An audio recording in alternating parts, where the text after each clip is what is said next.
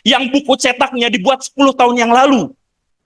Itu adalah faktanya. Jadi kalau misalkan kita berbicara tentang glorifikasi tahun 2045, apa yang bisa kita perdagangkan di tahun 2045?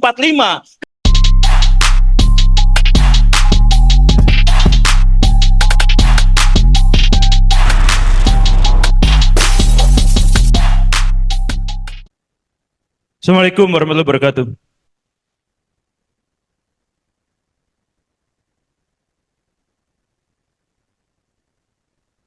Guru-guru di Indonesia sekarang itu adalah guru-guru paling sial dalam sejarah. Kenapa seperti itu? Karena sekarang itu adalah zaman disrupsi, zaman ketika orang tua kita tidak akan menyampaikan nasihat-nasihat yang relevan untuk anak-anaknya, zaman di mana guru-guru dan dosen tidak akan bisa menyampaikan materi-materi dan pengetahuan serta keterampilan yang akan relevan digunakan oleh anak-anaknya. Kenapa? Karena perubahan yang sangat dramatis dan drastis, radikal dan fundamental di seluruh aspek kehidupan.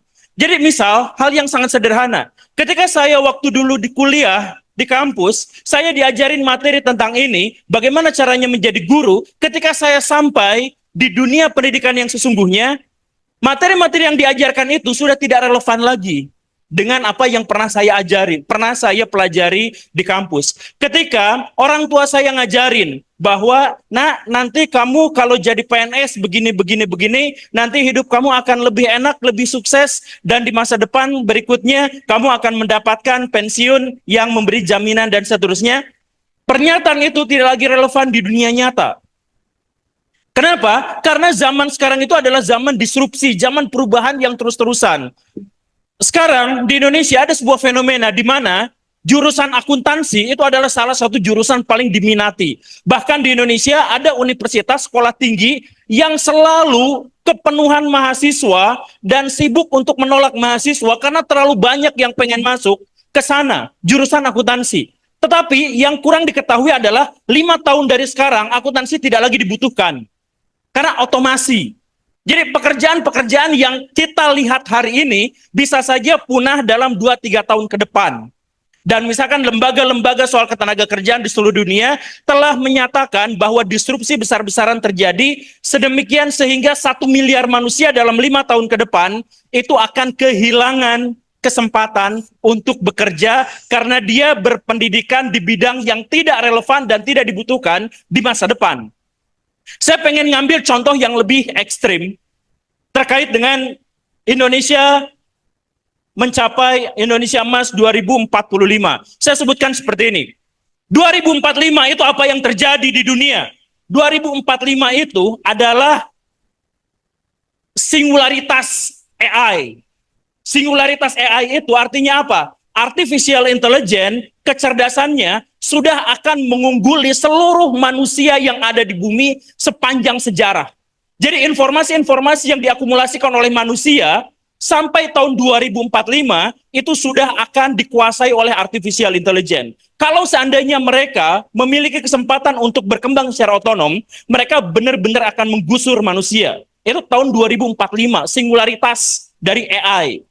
Jadi artinya seluruh pengetahuan yang kita punya, yang bisa kita akses di masa depan, itu sudah diambil sama AI. Jadi di 2045, apa yang terjadi? Dalam skenario-nya Elon Musk, 2045 itu, seluruh guru dan dosen sudah tidak dibutuhkan lagi. Rektor tidak dibutuhkan lagi, sekolah dan universitas tidak dibutuhkan lagi. Kenapa? Karena pada waktu itu, artificial intelligence dengan otak manusia sudah bisa disinkronkan. Jadi alat-alat elektronik dengan sistem biologis dalam otak kita sudah bisa dikaitkan, dikoneksikan. Jadi kalau misalkan kita pengen jadi insinyur, maka kita nggak usah belajar 5 tahun di kampus, kita cukup ngedownload informasi-informasi yang ada dalam AI, kemudian dijejalkan ke dalam otak kita hanya dalam waktu 1 malam. Dan sejak saat itu kita sudah jadi ahli di bidang itu. Kalau misalkan nanti di masa depan, saya ingin menjadi seorang ahli komunikasi, misalkan, maka semua informasi dan pengetahuan soal komunikasi itu sudah bisa dijejalkan dalam sebuah chip yang bisa kita download ke otak kita. Elon Musk kemarin sudah berhasil memprakarsai koneksi antara otak manusia, otak biologis manusia, dengan koneksi-koneksi internet. Jadi, kalau misalkan di masa depan itu memang terjadi, skenario-nya memang benar-benar seperti itu, apakah guru dan dosen masih dibutuhkan? Kan pertanyaannya seperti itu. Di 2045, Cina sudah mengembangkan dan berhasil menghasilkan energi ramah lingkungan yang bisa digunakan untuk seluruh dunia. Sekarang perkembangannya namanya ITER. Oleh media-media di Indonesia dengan bodohnya disebut sebagai matahari buatan Cina. Padahal bukan matahari buatan, maksudnya adalah reaksi fusi dalam matahari itu di copy paste dalam teknologi penghasil energi bersih ramah lingkungan. Tahun 2045, Cina sudah akan mengekspor energi itu ke seluruh dunia. Seluruh listrik kita berasal dari Cina. Indonesia bisa nggak sampai sana? Tidak. Karena apa? Karena target pemerintah kita 2045 adalah lumbung pangan dunia. Jadi ketika energi nanti dikuasai oleh Cina, seluruh listrik kita diambilnya dari sana. Bisakah kita hidup tanpa listrik sekarang? Jika manusia di seluruh dunia sekarang hidup tanpa listrik, maka seperempatnya akan mati dalam waktu 3 bulan pertama. Karena ketergantungan kita yang sangat masif terhadap listrik. Kita mau makan saja butuh listrik. Karena bahkan untuk rekayasa genetik berasnya, bahkan kemudian untuk penggilingannya, bahkan untuk mentransformasi, untuk transport dari sawah ke sininya, itu semuanya menggunakan listrik. Jadi kalau listriknya dari Cina, seluruh aspek kehidupan kita tergantung pada Cina. Tahun 2045 itu yang akan terjadi. Karena apa? Cina sudah punya ITER dan semua teknologi ramah, semua teknologi penghasil energi sudah tidak lagi relevan dipakai pada waktu itu. Batu bara sudah habis, minyak bumi sudah habis, apa-apa sudah habis. Hanya dari sana saja. Amerika Serikat dengan artificial intelligence yang mampu mendownload informasi-informasi AI ke dalam otak manusia, tahun 2045, Cina menguasai energi. India menguasai apa? Industri mekanik. Sekarang tutorial mekanik semuanya dari India, iya kan? Karena apa? India di masa depan yang bikin mobil, yang bikin motor, yang bikin rumah, yang bikin satelit, semuanya dari India. India menguasai itu. Jepang menguasai apa? Menguasai komputer kuantum. Korea menguasai apa? Korea menguasai teknologi nano. Teknologi nano itu artinya apa? Nanti rumah-rumah, bangunan-bangunan sudah menggunakan teknologi yang tidak sama seperti sekarang. Insinyur sudah tidak dibutuhkan lagi karena tidak akan ada lagi beton yang digunakan untuk membangun. Karena sudah tidak ada lagi rangka besi yang sudah yang dibutuhkan untuk membangun. Sudah tidak ada lagi. Karena apa? Semuanya menggunakan nanoteknologi yang sekarang sedang dikembangkan habis-habisan di Korea, di Jepang dengan yang tadi itu. Nah, Indonesia apa? Tahun 2045 itu adalah generasi di mana guru-guru yang sekarang ngajar anak-anak, anak-anaknya sudah gede. Nah, sekarang kualitas guru di Indonesia seperti apa? Bisakah kualitas guru-guru kita itu menghasilkan orang-orang yang ahli dalam artificial intelligence, dalam lingkungan, dalam komputer kuantum? Pendidikan kita jauh dari masa depan. Pendidikan kita bahkan ngaku saja. Apa yang diajarkan oleh guru dan dosen yang sekarang ada di Indonesia adalah materi-materi yang penelitiannya 30 tahun yang lalu. Yang buku cetaknya dibuat 10 tahun yang lalu. Itu adalah faktanya. Jadi kalau misalkan kita berbicara tentang glorifikasi tahun 2045, apa yang bisa kita perdagangkan di tahun 2045? Ketika negara-negara di seluruh dunia sudah menginjak masa depan, dengan aspek-aspek yang sekarang sedang mereka tapaki, sedangkan bangsa Indonesia masih ribut tentang masa lalu. Dosen-dosen dan guru-guru kita masih belajar dengan cara-cara lama. Kita, guru-guru kita masih berbicara nanti kalau cara ngajarnya adalah seperti ini, dengan cara retorika di kelas.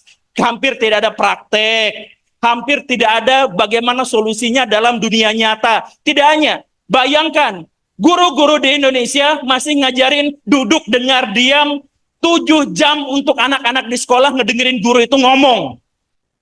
Apa yang dibicarakan? Sistem peredaran darah katak. Yang sistem peredaran darah katak itu, bahkan sampai sekarang kita tidak tahu relevansinya apa dalam kehidupan. Coba di sini siapa yang tahu relevansi sistem peredaran darah katak buat kita sekarang itu apa relevansinya? Siapa yang bisa tahu? Tapi itulah yang diajarkan oleh guru-guru dan dosen kita sekarang. Sampai sekarang guru-guru kita masih mengajarkan Pangeran Diponegoro meninggal pada tahun berapa.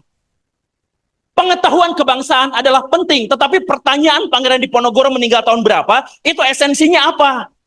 Tapi itulah yang masih diajarkan oleh guru-guru kita. Tes CPNS, tes keguruan, tes siswa-siswa yang sekarang lagi UTS dan sebagainya, pertanyaan-pertanyaannya adalah pertanyaan-pertanyaan faktual yang tidak akan relevan untuk diajarkan, yang tidak akan relevan untuk diaplikasikan pada kehidupan 5 tahun ke depan. Jadi kalau misalkan balik lagi ke judul tadi itu, kalau misalkan relevansi kita adalah terkait dengan 2045, apa yang akan kita perdagangkan di masa depan? Makanya ini adalah, saya katakan, guru-guru di Indonesia yang sekarang sedang mau jadi guru atau sudah menjadi guru atau menjadi dosen, itu adalah guru-guru yang paling tidak beruntung karena mereka harus berhadapan dengan disrupsi yang bahkan mereka hidup dalam keterpurukan. Sekarang guru-guru itu sedang dilindas oleh zaman, dan luar biasanya guru-guru dan dosen-dosen kita yang dilindas oleh zaman itu adalah guru-guru yang melahirkan dan menelurkan generasi-generasi yang di masa berikutnya pasti akan terlindas oleh zaman. Mau nggak? Bisa nggak kita berubah? Bisa nggak kita pergi dari keterpurukan ini? Bisa. Makanya kita mulai dari kelas ini, kita ganti mindsetnya. Saya menjadi guru untuk masa depan anak-anak saya, bukan untuk gaji hidup saya hari ini. Saya ingin jadi guru, saya ingin jadi dosen untuk bisa mencerahkan masa depan Indonesia. 2045 adalah target. Jadi kalau misalkan kita melihat bangsa Indonesia sedang terpuruk, Indonesia sekarang sedang hancur, sedang habis-habisan, saya ingin menggarisbawahi bahwa pahlawan-pahlawan besar, pemimpin-pemimpin besar muncul dari sebuah negara yang krisis.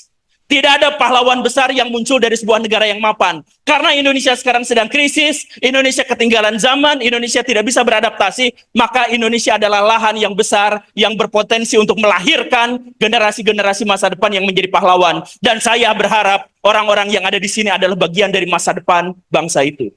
Kita lanjut diskusi.